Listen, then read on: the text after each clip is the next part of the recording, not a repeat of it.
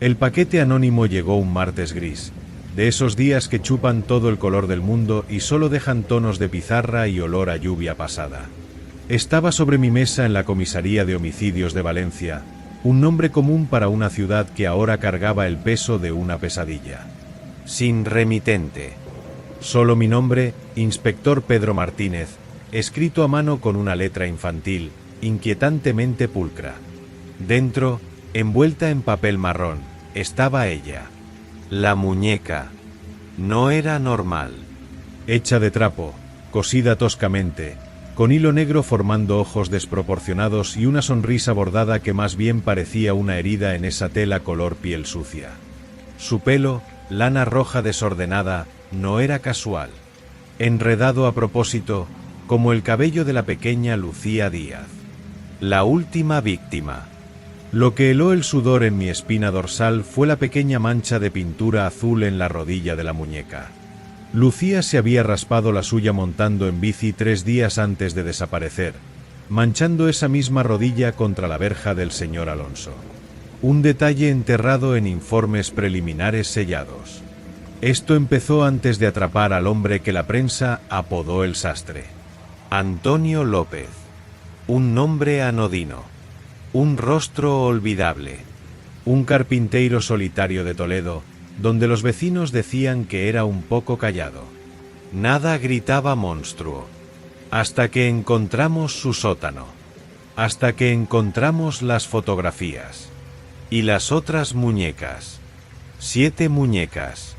Cada una réplica grotesca y cosida a mano de un niño que desapareció y apareció muerto en 2 años. Zaragoza, Bilbao, incluso Salamanca. El patrón nunca varió. Días antes de cada desaparición, una muñeca aparecía. En un banco del muelle de Málaga, tras el mostrador de una panadería en Sevilla, colgando de una rama baja en una avenida de Barcelona. Siempre en público, siempre desechada como basura o juguete perdido. Siempre un eco macabro y prematuro de la tragedia. ¿Cómo lo sabía? La pregunta zumbaba en nuestros cráneos, un zumbido constante de pavor. Antonio López, durante los interrogatorios, permaneció sobrecogedoramente mudo. Sus ojos marrones, muertos, fijos en la nada, como si vieran algo que nosotros no podíamos, o no debíamos, ver. Una leve sonrisa rozó sus labios finos cuando le mostramos fotos de las muñecas. Su única emoción, una expresión que paralizaba. Las muñecas se embalaron como pruebas, encerradas en armarios de acero de la sala de evidencias, etiquetadas con números fríos. Reliquias del horror. Pero no eran solo objetos. Yo lo sentí. Todos en la comisaría lo sentimos, aunque nadie se atreviera a decirlo en voz alta. Era una presencia. Una presión densa y aceitosa que se instaló en la sala de evidencias cuando aquellas 7 figuras de tela se almacenaron. El silencio allí no era un silencio común. Era un silencio vigilante, expectante. Como si el aire hubiera dejado de vibrar, aguardando algo activamente. Luego vinieron los incidentes. Pequeños, negables. Juan, el vigilante nocturno pragmático y exmilitar, juró haber visto una muñeca, la que imitaba al niño Andrés de Bilbao, con su gorra de fútbol característica, sentada encima del armario, no dentro, durante su ronda de las 3 de la madrugada. La volvió a meter, atribuyéndolo a colegas descuidados. Las luces fluorescentes de la sala parpadearon con una frecuencia irritante, como ojos cansados, pese a que mantenimiento aseguró que todo funcionaba. Pero lo peor fueron los susurros. No eran sonidos claros. Nunca lo fueron. Solo ruido de estática de radio mal sintonizado, mezclado con el arrastrar de tela áspera sobre cemento. Provenía de dentro del armario. Siempre cuando la sala estaba vacía, o casi. Yo mismo lo oí una noche en que me quedé hasta tarde, inmerso en expedientes, la lámpara de mi escritorio siendo la única luz en la oscuridad que devoraba el resto de la gran sala. Un farfullar comenzó, bajo, insistente, desde la dirección de los armarios. Contuve la respiración. El sonido cesó. Seguí mirando la pila de documentos, mis dedos hormigueando. Luego regresó, un poco más alto.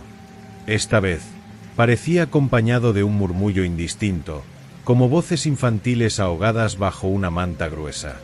Susurros que no formaban palabras, pero portaban una intención clara. Una intención que congeló la sangre en mis venas. Me levanté, mi silla rechinó agudamente en el silencio. El sonido se detuvo de inmediato. Al acercarme al armario metálico, nada. Solo el olor a moho del papel y el frío penetrante del metal. Abrí el compartimento de las muñecas.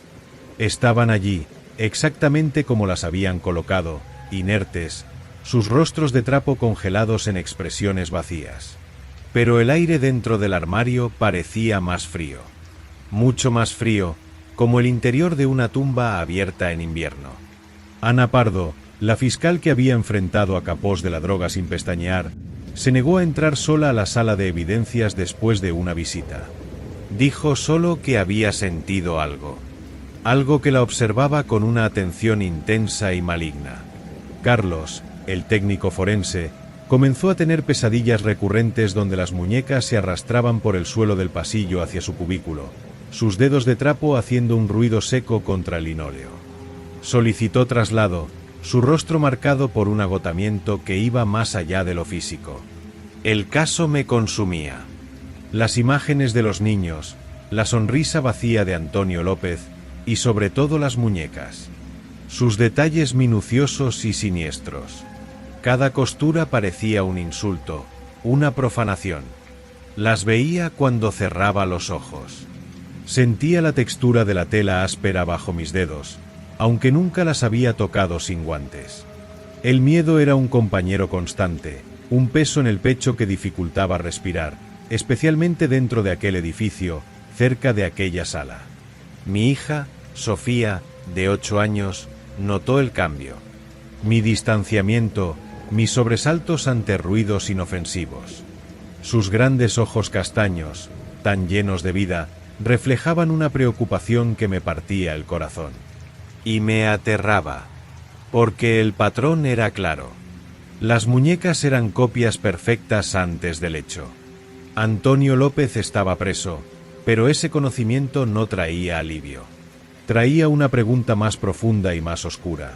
Si él estaba encerrado, ¿quién o qué estaba haciendo que aquellas muñecas susurraran? ¿Quién mantenía viva esa presencia? Una noche, la presión se volvió insoportable. La comisaría estaba prácticamente vacía. La lluvia azotaba las ventanas como dedos inquietos.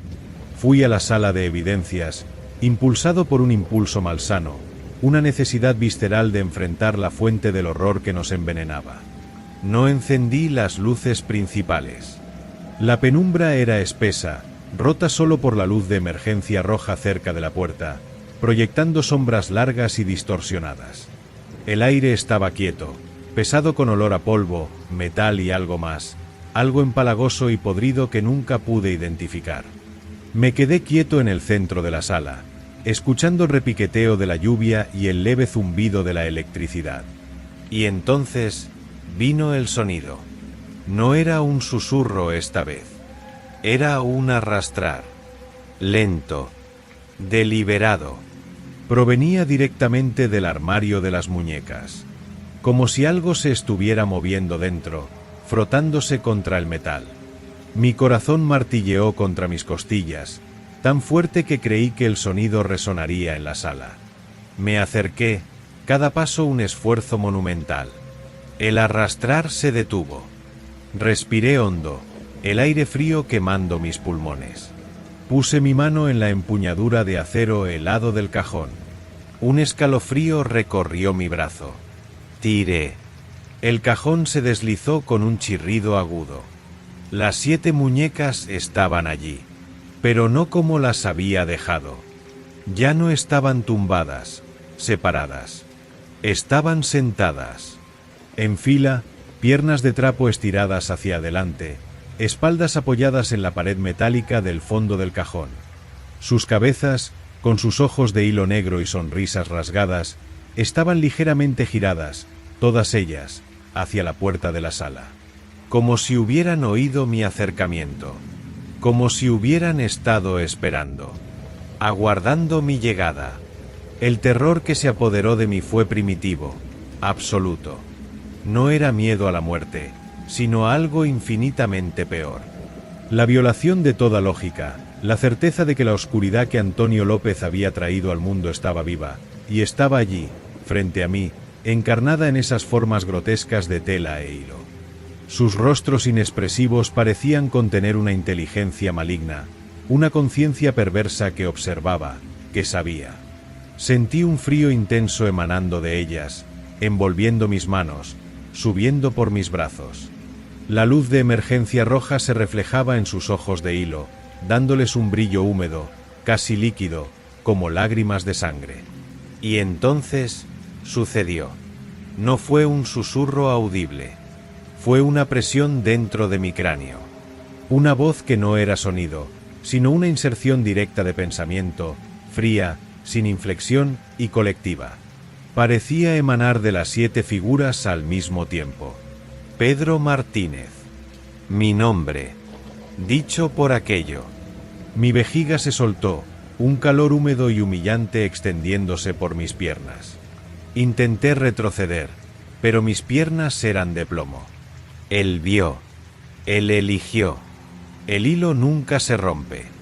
Las palabras, si es que eran palabras, ardían dentro de mi mente. Él era Antonio. ¿Pero eligió qué? ¿A las víctimas? ¿O algo más? La sangre llama a la sangre. El último hilo tira del siguiente. La imagen de mi hija, Sofía, explotó en mi mente. Su risa, sus ojos castaños, su cabello castaño claro que le gustaba sujetar con un lazo rojo. Un lazo rojo como la lana de la muñeca de Lucía Díaz. Un pánico ciego, puro instinto de supervivencia, se apoderó de mí. Me di la vuelta y corrí. Corrí como un animal acorralado, tropezando en la oscuridad, mis suelas resbalando en el linóleo. No miré hacia atrás. La puerta de la sala de evidencias se cerró de golpe detrás de mí con un estruendo que resonó por el pasillo vacío como un disparo. No me detuve hasta estar fuera del edificio, bajo el aguacero torrencial, empapado, temblando incontrolablemente, con el olor de mi propio miedo mezclado con el agua de lluvia. Antonio López fue condenado. Múltiples cadenas perpetuas. El caso fue archivado. ¿Las muñecas? Desaparecieron. Una semana después de mi episodio en la sala de evidencias, el armario fue encontrado abierto. Vacío. Ningún signo de robo. Ningún registro de acceso no autorizado en los registros del sistema de seguridad, que inexplicablemente sufrieron una falla de 5 minutos esa noche específica. Fueron consideradas destruidas, quizás por el propio asesino a través de un cómplice desconocido. Una explicación conveniente. Un alivio para los superiores. Una mentira reconfortante para la ciudad que quería olvidar. Pero yo lo sé. Sé lo que oí. Lo que sentí. Lo que dijeron. El hilo nunca se rompe. La sangre llama a la sangre. El último hilo tira del siguiente. Antonio López está tras las rejas. Sí. Pero él era solo las manos. Alguien o algo vio a través de él. Eligió a través de él. Y aquellas muñecas no eran solo advertencias o trofeos. Eran algo mucho peor. Eran cebos. Siempre son cebos. Y el último hilo, el hilo de Lucía, fue tirado. El siguiente se está tejiendo. En este mismo momento. En algún lugar. Quizás en una ciudad cerca de ti. Quizás en tu calle. Quizás mientras escuchas mi voz, cómodamente en tu casa, pensando que esto es solo una historia. No lo es. ¿Sentiste un escalofrío ahora? ¿Un hormigueo en la nuca sin motivo aparente? ¿Miraste por encima del hombro? Es fácil descartarlo. Decir que es sugestión. Que el viento golpeó la ventana. Que la casa crujió. Pero piensa, Piensa con cuidado. ¿Has visto algo extraño últimamente? ¿Algo que no debería estar allí? Un objeto perdido, un juguete olvidado en un lugar público, que captó tu atención de manera inexplicable. ¿Qué te dejó con una sensación de frío en la espalda? ¿Algo hecho a mano, con un detalle familiar? No lo ignores. No seas como fuimos nosotros. Porque una cosa aprendí, en aquel sótano de tinieblas y puntadas. Cuando aparece la muñeca, ya es demasiado tarde para el niño. Pero tal vez, solo tal vez, no sea demasiado tarde para ti. Mira. Mira con atención. Y si ves algo, huye. No investigues. No toques. Solo huye. Porque el próximo hilo tal vez ya esté atado a alguien que amas. O a ti. El silencio que sigue no está vacío. Está lleno del eco de aquella voz colectiva y sin rostro, del arrastrar de tela sobre metal, y del sonido de mi propia respiración entrecortada, aquí en la oscuridad de mi despacho, con todas las luces encendidas, pero sabiendo que la oscuridad que ellas trajeron puede estar en cualquier parte. Hasta ahora, en tu mente. Y si oyes un susurro, aunque sea bajo, aunque jures que fue imaginación, no mires atrás. Nunca mires atrás.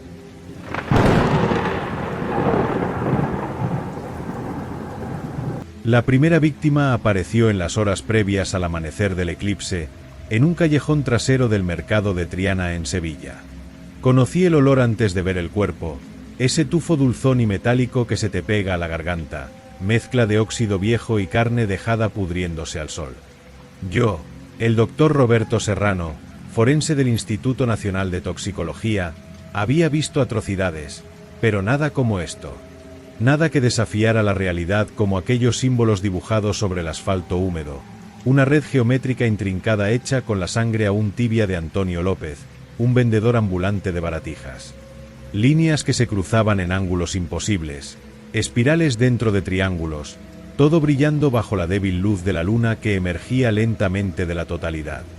No era grafiti de pandilla, ni un sigilo satánico, nada que constara en los archivos del FBI o la Interpol. Era algo nuevo y antiguo, profundamente antiguo. El segundo eclipse trajo el segundo cuerpo, en Valencia. Marta García, bibliotecaria, meticulosamente desmontada como un reloj de precisión, sus partes dispuestas con una frialdad que heló hasta a los veteranos. Y de nuevo los símbolos, pintados con su sangre en la pared blanca de su minúsculo apartamento. Más complejos, más densos. Fotografié cada centímetro, mis manos temblorosas dentro de los guantes de látex.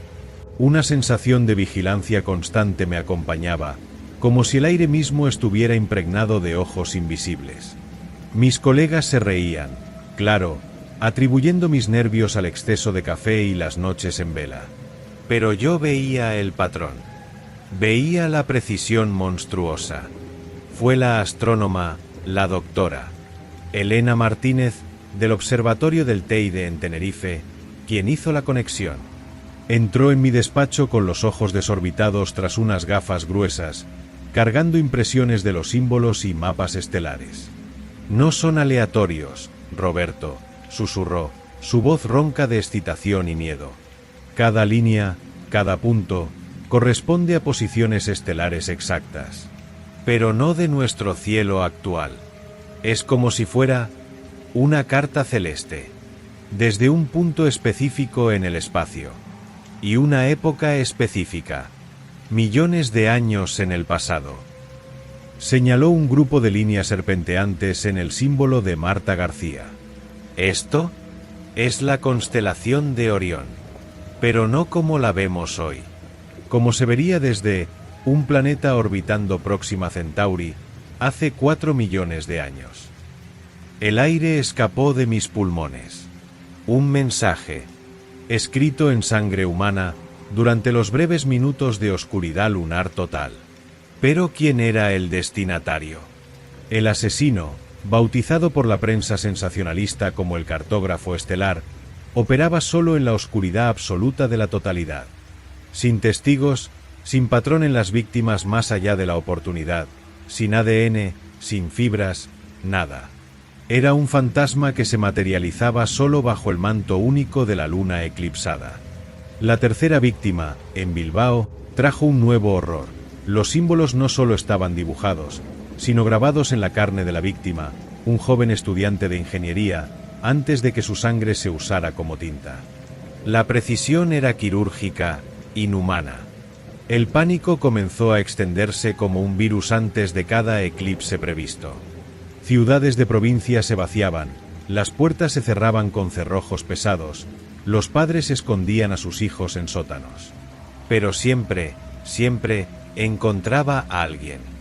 Alguien solo, desprevenido, cuya sangre se convertía en tinta para su mensaje cósmico. Mi vida se redujo a mapas estelares, informes de autopsia y la cuenta atrás hacia la próxima oscuridad. Mi matrimonio se desmoronó. Mi hija Sofía, de 7 años, apenas reconocía al hombre de ojeras profundas y manos temblorosas en que me había convertido. El olor a sangre, incluso imaginario, me perseguía. Soñaba con constelaciones de sangre moviéndose en las paredes de mi dormitorio, formando ojos que me observaban. La presión era un peso físico sobre mis hombros, una opresión constante que convertía cada respiración en un esfuerzo. Me estaba sumergiendo en la misma locura que intentaba descifrar. Se acercaba el eclipse decisivo. Esta vez, el camino de la sombra cruzaría Madrid. El equipo estaba exhausto, tenso, armado hasta los dientes, desplegado en puntos estratégicos. Yo estaba en el centro de operaciones, un sótano mal iluminado de la comisaría general, rodeado de pantallas mostrando cámaras de seguridad. La luna, llena y arrogante, comenzó a ser devorada por la sombra de la Tierra. La oscuridad descendió como un velo pesado. El silencio en las comunicaciones era absoluto, denso, expectante. Los minutos se arrastraban. Nada. La tensión era un alambre de navaja cortando el aire. Quizás esta vez. El grito en las comunicaciones rasgó el silencio. No de dolor, sino de terror puro e inarticulado. Cuerpos moviéndose rápido, gritos confusos. Plaza del Ayuntamiento. Ahora. Corrí al lugar, mi corazón latiendo como un tambor de guerra. Lo que encontré me hizo doblarme, vomitando la poca comida que tenía en el estómago. No era una víctima. Eran dos. 2 agentes, hombres que conocía, entrenados, armados. Despedazados con una eficiencia mecánica. Y en el centro de la plaza, donde debía estar la fuente seca, estaba dibujado el símbolo. Más grande, más complejo, una abominación geométrica que parecía vibrar bajo la débil luz que empezaba a regresar. Sangre fresca fluía por sus líneas profundamente grabadas en el hormigón. Pero había algo nuevo. En el centro, donde antes solo había vacío, había un punto. Un único punto, hecho con una sangre más oscura, casi negra. Elena llegó jadeando, su rostro pálido como el papel.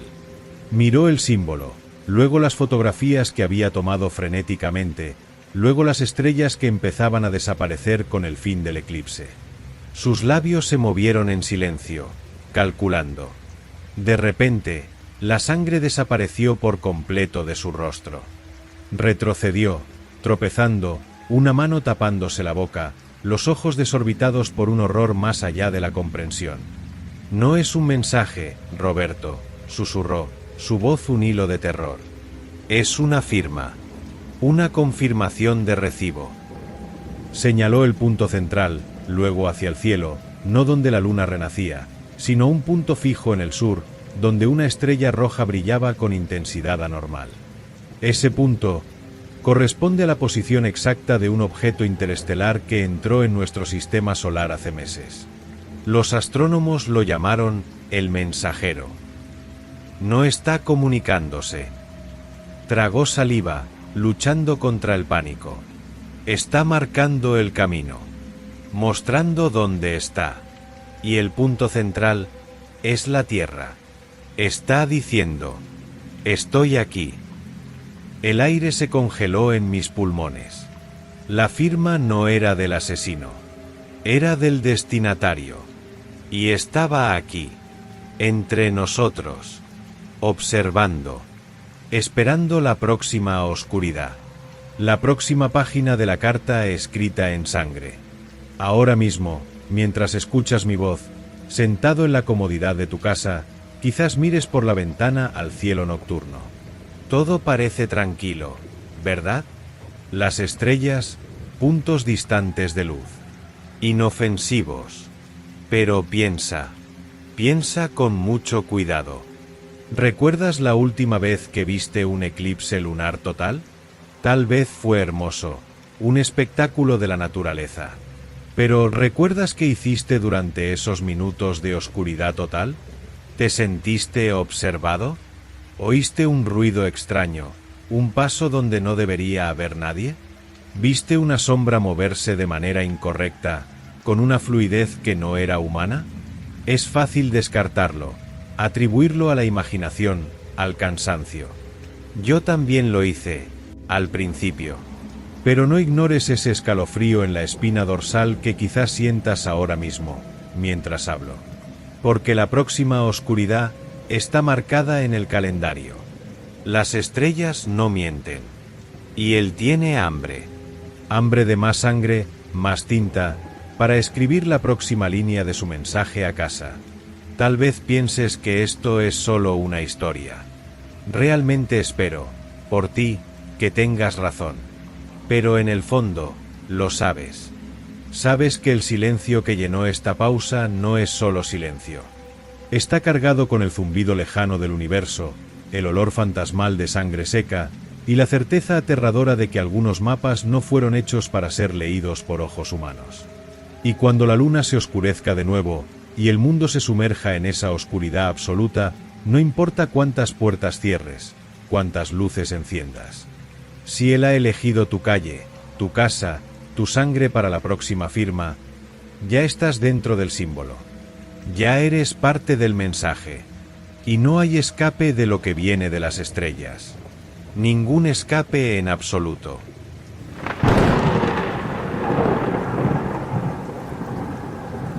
La fiebre llegó como un muro, derribándome en mitad de la cena con Elena.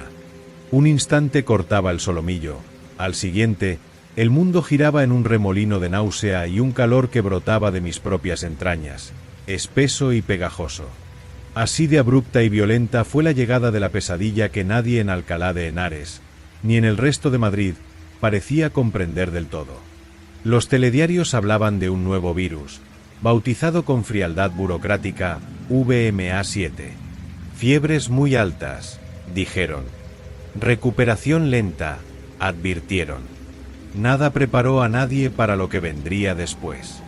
Los 3 días de fiebre fueron un infierno húmedo dentro de mi propio cráneo. Sudaba hasta el alma, temblaba como un junco, y en medio del delirio, destellos. No eran sueños, no eran delirios comunes. Eran fragmentos cortantes, imágenes que dolían físicamente. Una luz cegadora, tan intensa que parecía taladrar los ojos incluso a través de los párpados cerrados. El olor, Dios, el olor era lo peor, un tufo metálico y empalagoso, como sangre vieja mezclada con aceite de máquina quemado, que lo impregnaba todo, hasta el sabor de mi propia lengua. Y el sonido, un zumbido agudo, penetrante, que venía de todas partes y de ninguna al mismo tiempo, un ruido de insectos mecánicos perforando los tímpanos. Cuando la fiebre por fin remitió, dejándome exhausto y el cuerpo hecho un trapo mojado, creí que lo peor había pasado. Elena me cuidó con una ternura que me partía el corazón, sus ojos castaños llenos de un alivio que no duró. Porque los recuerdos, aquellos fragmentos horrendos, no se disiparon con la fiebre. Se instalaron, como esquirlas de cristal clavadas en la carne de mi mente. Y eran detallados, terriblemente detallados. Recuerdo, contra mi voluntad, estar tumbado en una superficie fría y dura, no de metal, algo más lisa, más orgánica, quizás. Recuerdo sombras moviéndose a mi alrededor, altas, desmesuradamente delgadas para ser humanas, sus contornos difuminados por la luz deslumbrante que venía de algún lugar arriba. Recuerdo agujas, no de metal, sino de algo translúcido y palpitante, acercándose a mis ojos. Recuerdo el pavor absoluto, helado, un miedo ancestral que me helaba la sangre y paralizaba los músculos, el miedo de la presa ante el depredador desconocido.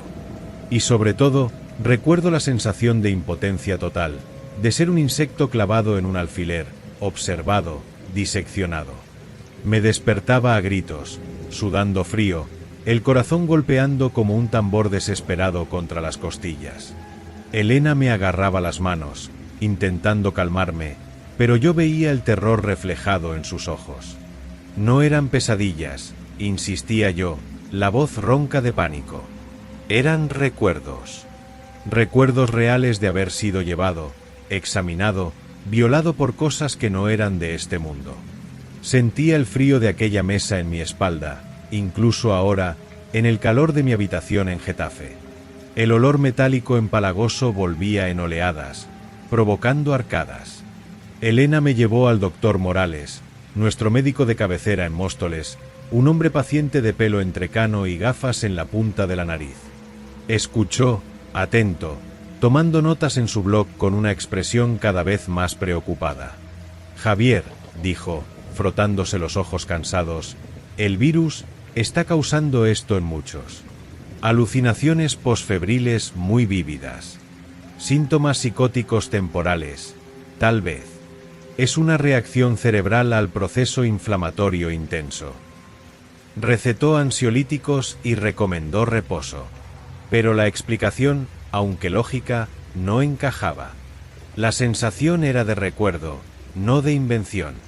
Era visceral, traumática, como revivir un accidente.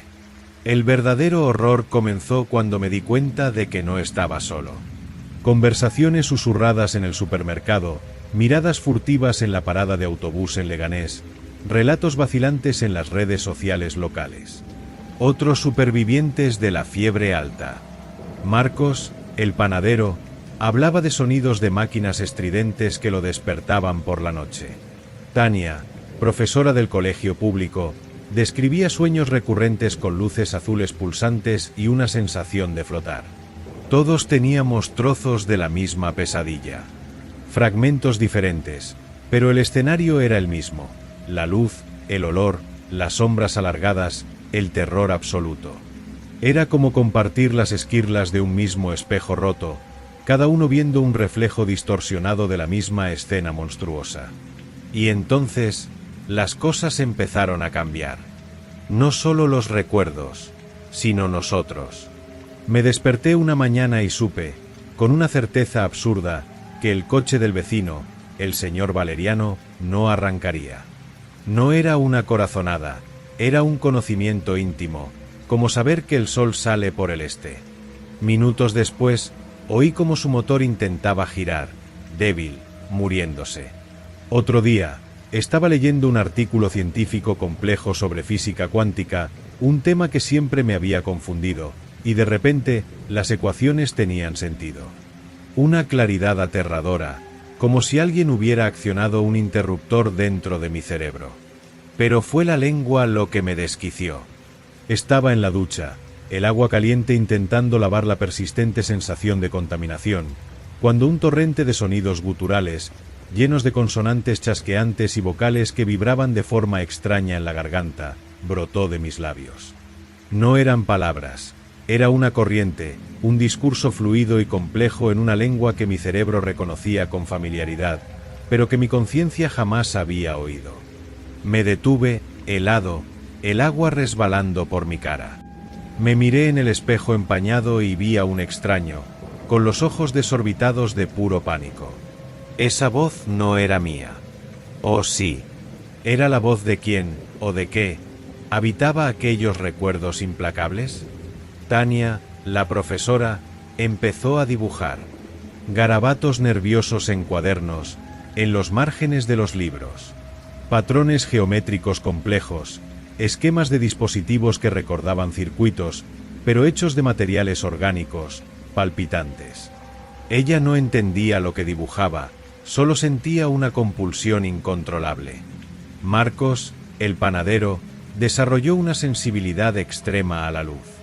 Andaba con gafas de sol incluso en días nublados, y decía que las luces fluorescentes del supermercado gritaban con una frecuencia que le partía la cabeza. La ciudad entera, o al menos nosotros, los supervivientes marcados, vivía bajo una niebla espesa de miedo y desconfianza. Los recuerdos nos acechaban de día y de noche. Las habilidades eran espantosas, incontrolables, señales de una alteración profunda que no comprendíamos. ¿Serían realmente recuerdos implantados por algún virus demente, una forma de psicosis colectiva inducida?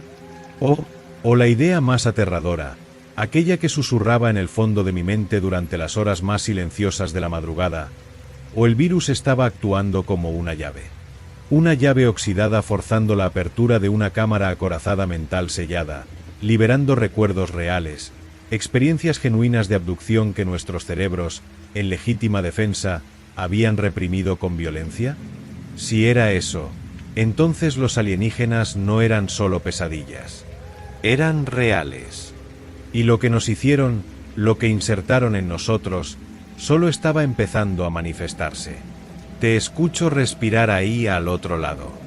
Sé que puede parecer solo una historia. Pero escucha, por favor. ¿Has sentido un dolor de cabeza raro últimamente? ¿Una fiebre pasajera que achacaste al cansancio? ¿Un sueño extraño con luces que no pudiste explicar al despertar? ¿Un conocimiento súbito, sin origen? ¿O tal vez, un sabor metálico en la boca, de la nada? Ten cuidado. Cuidado con lo que llamas gripe. Porque podría ser el principio. Podría ser el virus abriéndose camino hacia ti, preparando el terreno. Y cuando los recuerdos vengan, cuando vengan, entenderás mi terror. Sabrás que no estás solo. Pero tal vez desearás estarlo. La duda carcomía por dentro, más destructiva que cualquier fiebre. Cada fragmento de recuerdo que surgía, involuntario y doloroso, era una puñalada. Cada habilidad inexplicable que se manifestaba, una señal de que ya no era solo Javier, el administrativo de Getafe. Algo más habitaba este cuerpo, esta mente. Algo prestado o algo devuelto. El clímax, si se le puede llamar así, ocurrió en el supermercado. Estaba en la cola de la caja, intentando ignorar el zumbido agudo que siempre rondaba el límite de mi audición, cuando vi a Eduardo. Eduardo era un conductor de autobús conocido, un hombre grande y normalmente tranquilo, también superviviente de la fiebre. Estaba unas cajas más adelante, pagando su compra. De repente, se giró. No hacia mí, pero su mirada recorrió la tienda, vacía, distante. Entonces, su boca se abrió. No un bostezo, no un grito. Se abrió de forma extrañamente desencajada, y de él salió una serie de sonidos. No eran los sonidos guturales que yo había soltado en el baño. Era algo diferente, más complejo, lleno de chasquidos y silbidos modulados que formaban frases cortas, rítmicas, alienígenas. La lengua. El silencio que siguió fue pesado, cargado de un horror que no necesitaba palabras. La gente a su alrededor se quedó paralizada, algunas con expresiones de perplejidad, otras con un miedo primitivo grabado en el rostro. Eduardo parecía no darse cuenta. Cerró la boca, cogió sus bolsas y salió, andando con normalidad, como si nada hubiera pasado. Pero yo lo vi. Vi a la cajera, una chica joven, palidecer, sus dedos temblando levemente sobre las teclas. Vi al guardia de seguridad cerca de la puerta apretar la porra con más fuerza. Y vi, reflejado en un panel de promociones, mi propio rostro, un retrato del pavor, pero también, un destello de reconocimiento, porque parte de mí, una parte profunda y contaminada, entendió aquellos chasquidos y silbidos. Entendió, y se encogió de un terror aún mayor ante su significado. Era una advertencia, o quizás, un informe. Fue entonces cuando comprendí que no eran solo recuerdos o habilidades sueltas. Era una contaminación más profunda. El virus, o lo que desbloqueó, nos estaba reescribiendo, convirtiéndonos en algo, otro. Algo que quizás siempre habíamos sido, sin saberlo. Las sombras de aquellos recuerdos fragmentados no eran fantasmas del pasado. Eran presagios. Los alienígenas de mis recuerdos no se habían ido. Estaban aquí, dentro de nosotros. ¿Y qué harían cuando la transformación estuviera completa? Cuando todos nosotros, los infectados, los desbloqueados, empezáramos a hablar, a actuar, a pensar como ellos? Ahora, sentado en la oscuridad de mi despacho, el zumbido en la cabeza es una presencia constante. Los recuerdos son más frecuentes, más nítidos. Casi puedo sentir el tacto frío y sin textura de aquellas criaturas. Y las habilidades crecen. Siento las corrientes eléctricas en las paredes como si fueran venas que palpitan. Sé cuando alguien miente, no por el lenguaje corporal, sino por una disonancia que percibo en el aire a su alrededor. Es un poder siniestro, corruptor. Elena duerme en la habitación de al lado. O finge dormir. El miedo en ella es palpable, un olor agrio que se mezcla con el tufo metálico empalagoso que ahora parece emanar de mis propios poros. El doctor Morales no tiene más respuestas. Los telediarios hablan de síndromes posvirales complejos, de histeria colectiva. No saben. No quieren saber. El virus de la memoria alienígena no es solo una enfermedad. Es un despertar. Un despertar a un universo infinitamente más vasto y aterrador de lo que jamás soñamos. Y somos sus primeros emisarios involuntarios, llevando dentro de nosotros el eco de las estrellas y el sabor amargo del miedo cósmico. Las sombras se alargan en la pared, bailando con la luz de la luna que entra por la ventana. Pero esta vez, sé que no son solo sombras. Son recuerdos. Son promesas. Son el futuro arrastrándose hacia adentro, un fragmento de memoria horrible cada vez. ¿Y lo peor? Lo peor no es lo que nos hicieron. Lo peor es lo que nosotros, transformados, haremos a continuación. El virus abrió la puerta, y algo del otro lado está empujando para entrar.